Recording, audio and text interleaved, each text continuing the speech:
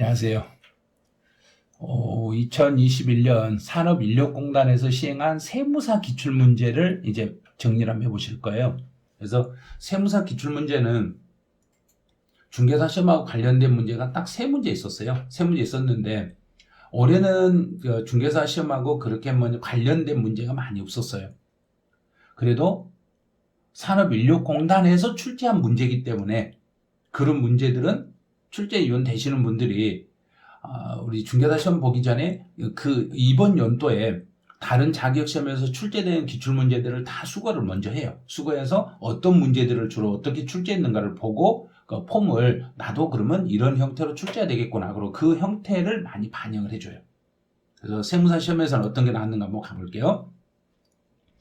1번은 서류의 송달이 나왔네요. 서류 송달. 이번에 법이 개정이 됐어요. 개정이 돼가지고 서류 송달 문제가 출제됐네요. 세무 공무원이 납세자를 방문해서 서류를 교부하려고 하였으나 수취인이 부재 중인 것으로 확인되어 납부 기한까지 송달이 곤란하다고 인정되는 경우에는 공시 송달할 수 있다. 맞는 것처럼 보이죠. 그런데 세무 공무원이 방문을 해서 교부 송달하려고 했는데 사람이 없어가지고 도저히 서류가 제 날짜에 전달이 불가능하면 공시 송달로 간다. 이게 아니라 방문을 하는데 2회 이상 방문을 했어야 돼요. 2번 이상 그 사람을 찾아가서 2번 이상 가서 그 사람을 찾아가서 갔는데도 사람이 없어서 더 이상 그 제 날짜에 고지서 송달이 불가능하면 어쩔 수 없이 공시 송달로 가는 거예요.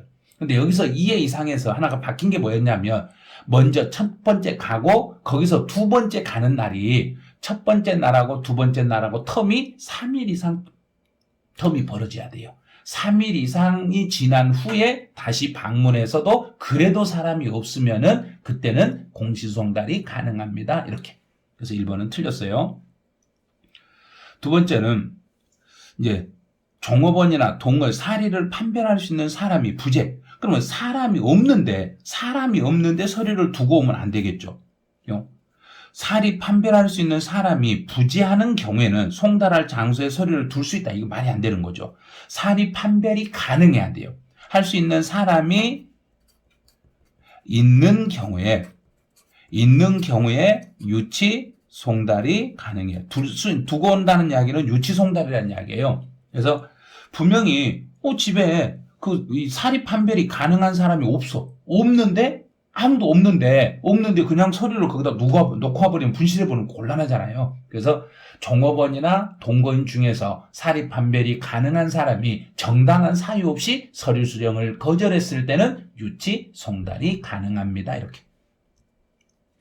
이제 3번은 집배원이 아파트 경비원에게 서류를 교부하는 방식의 송달은 적법한 송달이라고 볼 수 없다. 이거는 판례 내용인데 이제 우리 아파트는 집에 사람들이 없으면 상시 통상적으로 우리 경비실에서 우편물을 수거해가지고 경비실에서 받아가지고 경비실에서 전달하는 그런 아파트였다. 그러면 이 경우는 적법한 송달이라고 할 수 있어요.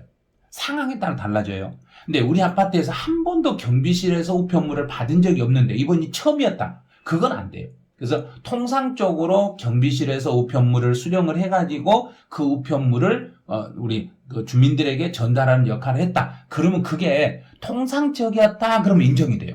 통상적이 아니었다. 그러면 인정이 안 돼요. 그래서 이거는 적법한 송달이라고 볼 수 없는 게 아니라 볼 수도 있다. 이렇게 가야 돼요.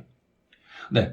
납부 고지서는 중요한 서류네요. 납부 고지서는 중요한 서류이기 때문에 송달 우편은 등기 우편으로만 해야 된다. 그런데 등기로만 해야 된다. 이 만자가 틀렸어요. 왜냐하면 납부 고지서는 금액이 크면 등기로 가고 금액이 얼마 안 되면은 일반 우편으로도 가능해요. 그래서 등기 우편 또는 일반 우편으로 가능합니다. 이렇게 가는 거예요. 네, 5번 질문이에요. 서류를 등기 우편으로 송달하였으나 우체국을 통해서 송달을 했으나 수취인이 부재 중인 것으로 확인되어 반송됨으로써 납부 기한 내에 송달이 불가능했을 때는 공시 송달을 할 수 있습니다. 그래서 5번이 정답이 되는 거예요. 그래서 이 문제는 이 문제는 이제 올해 이제 2021년에 공시송달하고 관련된 규정이 개정이 돼가지고 개정된 내용에서 살짝 틀어가면서 문제가 출제했던 지문이네요. 이제 문제 2번.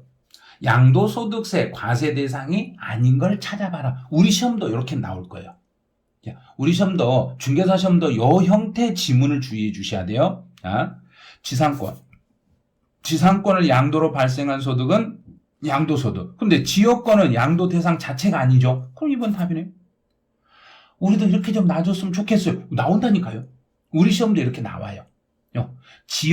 지역권은 양도 대상 자체가 아니에요. 부동산 임차권은 등기가 되어 있는 부동산 임차권은 우리나라에 있는 등기된 부동산 임차권은 양도 대상. 네, 주택상환채권이나 또 토지상환채권, 주택상환채권, 토지상환채권, 요거는 부동산을 취득할 수 있는 권리이기 때문에 이것도 양도소득세 대상. 그다음 이주권은 두 개로 나눠야죠. 이주권은 토지, 건물과 함께 토지, 건물과 함께 이주권이 움직이면 양도 소득으로 보는 거고 이주권만 별도로 평가. 이주권을 별도로 평가해서 이전했을 때는 그때는 기타 소득으로 보겠습니다. 그래서 여기서는 이주권을 별도로 평가하지 아니하고 그랬으니까 별도로 평가하지 않고 토지 건물과 함께 이주권이 움직였을 때는 양도소득으로 보겠습니다. 그래서 아마 이 정도 문제가 우리 중개사 시험으로 출제 확률이 높을 거예요. 이제 3번 지문 한번 가보죠. 3번 지문은 이제 소득세법상 미등기 자산의 양도에 대하여 적용되는 불이익에 대한 내용으로 옳지 않는 것. 그럼 미등기 상태로 물건을 팔면 어떤 불이익이 있는가 볼게요. 장기보유 특별공제 적용 안 되죠. 이거 안 되죠. 계산공제, 필요경비는 인정되죠. 안 된다 했으니까 틀렸네. 필요경비는 미등기일지라도 필요경비는 인정이 돼요. 기본공제 안 되죠. 세율은 70%, 높은 세율에 70%가 적용이 돼요. 근데 비과세는 적용 안 돼. 감면도 안 돼. 감 적용된다고 했으니까 적용되지 않지만 감면은 적용. 이것도 틀렸네. 그런데 2번이 여기서는 필요경비 계산 적용되지 아니한다. 틀렸네요. 이거 틀렸어요. 그다음에 5번은 비과세는 적용되지만 감면은 적용되지 않지만 감면은 적용. 이것도 틀렸네. 그럼 이것도 틀렸네요. 틀린 게 두 개나 되네. 이건 복수정답이 돼버릴 수도 있겠네요. 이런 게. 그래서 미등기 자산의 양도에 대하여 적용되는 불이익에 대한 내용으로 옳지 않는 것. 그럼 불이익.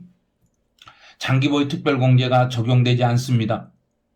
장기보유 특별공제는 적용되지 않습니다. 그랬으니까 맞았네요. 필요경비 계산공제가 적용되지 않습니다. 틀렸네요. 적용되는데 적용되지 않습니다. 그래서 틀렸어요. 양도소득 기본공제는 적용되지 않습니다. 맞았어요. 또 높은 세율 70%가 적용됩니다. 맞았어요.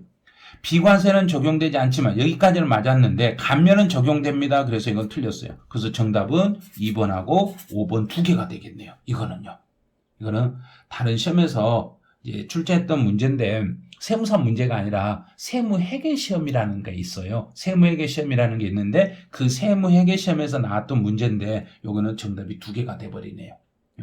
이런 식으로 우리 시험도 이렇게 복수정답이 나오면 두 개를 다 인정을 해줘요. 그래서 두 개가 나온다. 답이 두 개라 해서 답을 두 개를 찍으시면 안 돼요. 마킹을 할 때는 답을 하나만 마킹을 해놓고 2번을 마킹하든 5번을 마킹하든 둘 다 맞는 것이니까 여기서는 2번, 5번 둘 다 정답으로 해주시면 돼요. 그래서 세무사하고 관련된 이 문제를 이렇게 풀어봤는데 산업인력공단에서 문제를 냈던 올해 시험 중에 세무사 문제가 우리 중개사 시험 보기 전에 산업인력공단에서 출제했던 문제들이에요. 그래서 이런 문제를 이제 이 기출문제 타 자격 시험에 있는 기출문제를 한 번씩 이렇게 풀어보니까 중개사 시험에서도 이런 유형의 문제가 어떻게 나올 건지 아마 예측이 되실 거예요. 그래서 여러분들 그 예측을 해드리기 위해서 다른 자격 시험의 문제를 해설해서 올려드렸으니까 참고하셔가지고 시험 잘 보시기 바라네요. 자, 여러분들 32회 시험 준비하시는 분들, 자, 화이팅 하시고, 시험에서 꼭 합격하시기 바라겠네요. 자, 합격하시죠.